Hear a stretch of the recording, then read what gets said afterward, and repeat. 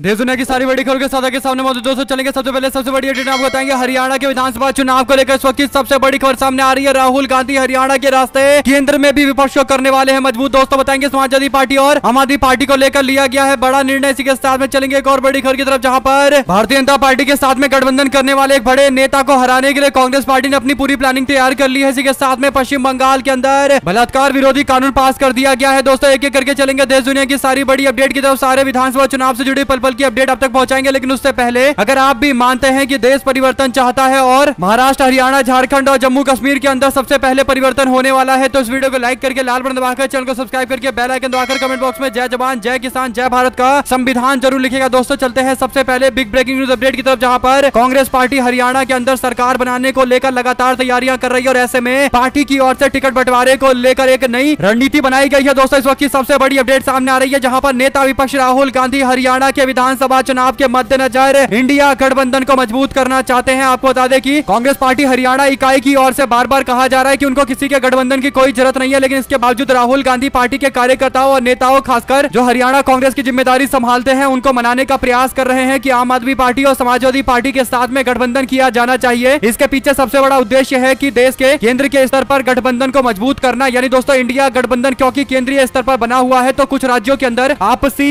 सहमति बनेगी तो अन्य राज्यों के अंदर भी इसका नतीजा देखने को मिलेगा। आम आदमी पार्टी ने पहले लोकसभा चुनाव के दौरान हरियाणा और गुजरात में भी कांग्रेस पार्टी के साथ गठबंधन किया था और दिल्ली में भी गठबंधन हुआ था दोस्तों, लेकिन कहीं भी गठबंधन एक भी सीट नहीं जीत पाई आम आदमी पार्टी को। पंजाब में भी कांग्रेस पार्टी ने सीधी लड़ाई में शिकस्त दे दी थी। कांग्रेस पार्टी ने पंजाब में 13 में से 7 सीटें जीत ली थी, जबकि आम आदमी पार्टी को मात्र 3 सीटें मिली थी। दोस्तों इसके बावजूद कांग्रेस पार्टी के नेता राहुल गांधी चाहते हैं कि हरियाणा के अंदर आम आदमी पार्टी के साथ में गठबंधन किया जाए। आम आदमी पार्टी को कांग्रेस पार्टी हरियाणा 4 सीटें देने के लिए राजी हो गई है राहुल गांधी के रिक्वेस्ट के बाद। इसके बाद उत्तर प्रदेश की सबसे बड़ी पार्टी समाजवादी पार्टी को भी साथ में लाने का प्रयास करने के लिए राहुल गांधी ने अपनी ओर से हरियाणा कांग्रेस के नेताओं से बातचीत की है दोस्तों, और उनसे 2 सीटें लगभग समाजवादी पार्टी के लिए रखवा ली है। यानी समाजवादी पार्टी हो सकता है कि गुरुग्राम के कुछ क्षेत्रों के अंदर चुनावी मैदान में उतरे, क्योंकि उत्तर प्रदेश से नजदीक है और समीकरण समाजवादी पार्टी के इक्वेशन के आधार पर चलते हैं, तो इसीलिए कांग्रेस पार्टी 2 सीटें देने को तैयार मानी जा रही है। दोस्तों राहुल गांधी के दखल के बाद ऐसा हो रहा है, तो इससे यह बात तय हो गई है कि राहुल गांधी केंद्रीय स्तर पर गठबंधन को किसी भी कीमत पर कमजोर नहीं करना चाहते, इसीलिए हरियाणा में जीती हुई लड़ाई में से भी अपने सहयोगियों को कुछ सीटें देने की तैयारी कर रहे हैं। अगर आप भी मानते हैं दोस्तों कि अच्छा कदम राहुल गांधी के द्वारा उठाया गया है और आम आदमी पार्टी और समाजवादी पार्टी के नेताओं को इसकी सराहना की जानी चाहिए और कांग्रेस पार्टी के साथ मिलकर चुनाव लड़ना चाहिए हरियाणा के अंदर। और जब दिल्ली के चुनाव होंगे तो कांग्रेस को अच्छी खासी सीटें दिल्ली में भी मिलनी चाहिए। और इसी तरीके से उत्तर प्रदेश के अंदर समाजवादी पार्टी ने जैसे लोकसभा चुनाव में सम्मान किया था, उसी तरीके से आने वाले विधानसभा चुनाव के अंदर भी कांग्रेस पार्टी खासकर उपचुनाव के अंदर सम्मान करे। तो अपनी राय जरूर लिखा जाएगा दोस्तों। ज्यादा से ज्यादा इस वीडियो को अपने लोगों तक शेयर कीजिएगा और राहुल गांधी के इस गेस्चर को आप किस तरीके से देखते हैं अपनी राय जरूर स्पष्ट कीजिएगा दोस्तों। साथ कांग्रेस पार्टी के नेता राहुल गांधी ने हरियाणा विधानसभा चुनाव में आम आदमी पार्टी के साथ गठबंधन की गुंजाइश पर राज्य के नेताओं से राय मांगी है। कांग्रेस पार्टी की केंद्रीय चुनाव समिति की बैठक में हरियाणा के नेताओं से बातचीत करने के बाद राहुल गांधी के सामने इक्वेशन रखे गए हैं दोस्तों। आप लोगों की जो भी राय हो लिखेगा जरूर। साथ हरियाणा में 5 बार एमएलए के नाती कांग्रेस पार्टी में शामिल हो गए हैं। 2019 में निर्दलीय चुनाव लड़े थे और गोपाल कांडा से मात्र 603 वोटों से चुनाव हारे थे। हरियाणा के सिरसा के पूर्व विधायक लक्ष्मण दास अरोड़ा के नाती गोकुल सेतिया ने कांग्रेस पार्टी ज्वाइन कर ली है। गोकुल सेतिया कई दिनों से कांग्रेस पार्टी में शामिल होने को लेकर चक्कर लगा रहे थे। आखिरकार दिल्ली में उनकी बातचीत पूरी हो गई और पार्टी में शामिल करा लिया गया है दोस्तों। इनकी ज्वाइनिंग के बाद कांग्रेस पार्टी हरियाणा से इनको विधानसभा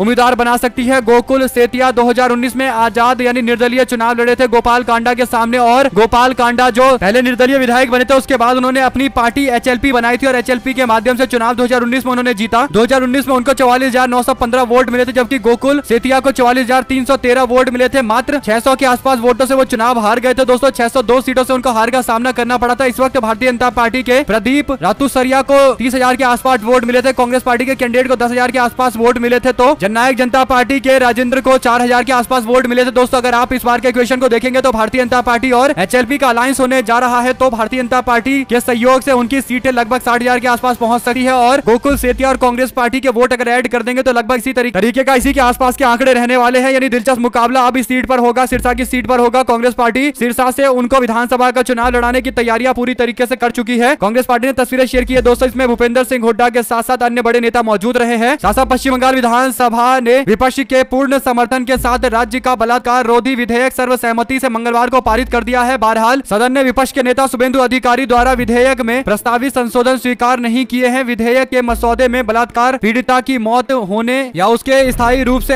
सचेत व्यवस्था में चले जाने की सूरत में ऐसे दोषियों के लिए मृत्यु दंड के प्रावधान का प्रस्ताव किया गया है। इसके अतिरिक्त मसौदे में प्रस्ताव किया गया है कि बलात्कार और सामूहिक बलात्कार के दोषी व्यक्तियों को आजीवन कारावास की सजा दिलवाई जाएगी, उन्हें पैरोल की सुविधा नहीं दी जाएगी। कुल मिलाकर दोस्तों कई और कठोर प्रावधान इसमें किए गए हैं। अब केंद्र के द्वारा नियुक्त किए गए राज्यपाल और गवर्नर के पास यह प्रस्ताव भेजा जाएगा। क्या गवर्नर इसे अलाउ करेंगे, ये सबसे बड़ा सवाल रहेगा। दोस्तों जो भी जानकारी आती रहेगी आप तक लगातार पहुंचाते रहेंगे। साथ साथ महाराष्ट्र के चुनाव से पहले ऐसा लग रहा है कि भारतीय जनता पार्टी और महायुति गठबंधन के लोगों ने पैर पर कुल्हाड़ी मारने और खुद के लिए गड्ढा खोदने की एक पूरी तैयारी कर रखी है। यही बड़ा कारण है कि महाराष्ट्र के उप मुख्यमंत्री देवेंद्र फडणवीस ने पिछले दिनों कांग्रेस पार्टी पर हमला करते हुए छत्रपति शिवाजी महाराज ने कभी सूरत को नहीं लूटा, इस तरीके का बयान दिया था। इस बयान के बाद अब बीजेपी के नेता नारायण राणे का बयान आया है। उन्होंने कहा कि मैं कोई इतिहासकार तो नहीं हूं, लेकिन मैंने जितना पढ़ा है, सुना है और इतिहासकार बाबा साहब पुरंदरे से जितना जाना है, सूरत को शिवाजी महाराज ने लूटा था। यानी दोस्तों छत्रपति शिवाजी महाराज को लुटेरा बताने की कोशिश कर रहे हैं भारतीय जनता पार्टी के नेता नारायण राणे के बेटे नीलेश राणे की ओर से भी मस्जिदों को लेकर विवादित बयान दिया गया था दोस्तों। इसके बाद अब उनके पिता नारायण राणे की ओर से भी छत्रपति शिवाजी महाराज का अपमान करते हुए लुटेरा बताने की कोशिश की जा रही है। तो इस पूरे मामले पर अब भारतीय जनता पार्टी और महायुति गठबंधन के लोग बुरी तरीके से बैकफुट पर है। कोई जवाब इनके पास नहीं है और अभी तक नारायण राणे के खिलाफ भी कोई कार्रवाई नहीं की गई है। तो इसका सीधा मतलब यह है कि शिवसेना यूबीटी इसको भी एक बड़ा मुद्दा बनाने वाली है। दोस्तों राज्य की राजनीति में भारतीय जनता पार्टी के लिए नारायण राणे और उनके बेटे नीलेश राणे ने खाई खोदनी शुरू कर दी है, जो आने वाले दिनों के अंदर भारतीय जनता पार्टी को खाई में गिराएगी। साथ साथ शरद चंद्र पवार एनसीपी के वरिष्ठ विधायक जितेंद्र अवध की याचिका पर मुंबई हाईकोर्ट ने नोटिस जारी किया है। डॉक्टर अवध उन्होंने कथित तौर पर बाबा साहब अम्बेडकर की तस्वीर फाड़ने के मामले में उनके खिलाफ दर्ज 3 एफआईआर को एक मिलाने की मांग की है। अवध में प्राथमिकी विद्यालय पाठ्यक्रम में मनुस्मृति के एक लोग को शामिल करने के महाराष्ट्र सरकार के फैसले का विरोध करते हुए ऐसा किया गया था। इसके बाद विधायक अवध के खिलाफ राज्य भर में विरोध प्रदर्शन हुए थे। इसके बाद जितेंद्र अवध पर भारतीय दंड संहिता की धारा 153, 153A, 295, 188 के तहत 3 अलग अलग एफआईआर दर्ज की गई है, जिनमें से 2 अपराध रायगढ़ जिले के महाड़ पुलिस स्टेशन और एक पुणे के बार्ड गार्डन पुलिस स्टेशन में दर्ज की गई थी। देखते हैं इस मामले पर आगे क्या कार्रवाई की जाती है। राज्य सरकार स्कूली पाठ्यक्रम में मनुस्मृति के श्लोकों को शामिल करने का प्रयास कर रही थी, जिसका विरोध किया गया था। साथ साथ दोस्तों मराठा कार्यकर्ता मनोज रंगे पाटिल ने विधानसभा चुनाव के लिए मोर्चा बनाना शुरू कर दिया है। इस पर चर्चा के लिए पुणे में एक अहम बैठक बुलाई गई। वह आज 21 विधानसभा क्षेत्रों की समीक्षा करने वाला है। विधानसभा चुनाव लड़ने की क्या तैयारी कर रहे हैं मनोज रंगे पाटिल, ये बड़ा सवाल है दोस्तों। लोगों से मुलाकात कर रहे हैं, हो सकता है कुछ बड़ा ऐलान किया जाएगा। इस बीच मनोज रंगे पाटिल ने श्री क्षेत्र अदमापुर में संत बालू मामा के दर्शन कर आशीर्वाद लिए हैं। अपनी यात्रा के दौरान मराठवाड़ा और विदर्भ के बाद अब मनोज रंगे पाटिल ने पश्चिम महाराष्ट्र में ध्यान केंद्रित कर दिया है और उन्होंने स्थिति की समीक्षा के लिए पुणे में विभिन्न स्थलों का दौरा भी किया है। साथ साथ दोस्तों एक और बिग ब्रेक न्यूज अपडेट सामने आ रही है। दिल्ली के सीएम की मुश्किलें बढ़ सकती है। आरोपी के तौर पर पेश हो अरविंद केजरीवाल, कोर्ट ने समन जारी कर दिया है। अरविंद केजरीवाल के लिए अभी कोई राहत नजर नहीं आती, जबकि के कविता और मनीष सिसोदिया को जेल से छोड़ दिया गया था। दोस्तों आप लोगों की जो भी राय हो लिखकर जरूर बताएगा। हमारे साथ लगातार जुड़े रहने के सभी दोस्तों, भाइयों, बहनों, मित्रों का बहुत बहुत धन्यवाद। देख रहे थे आपका अपने चैनल जय हिंद जय भारत। ज्यादा से ज्यादा वीडियो अपने लोगों तक शेयर कीजिएगा दोस्तों। बहुत धन्यवाद।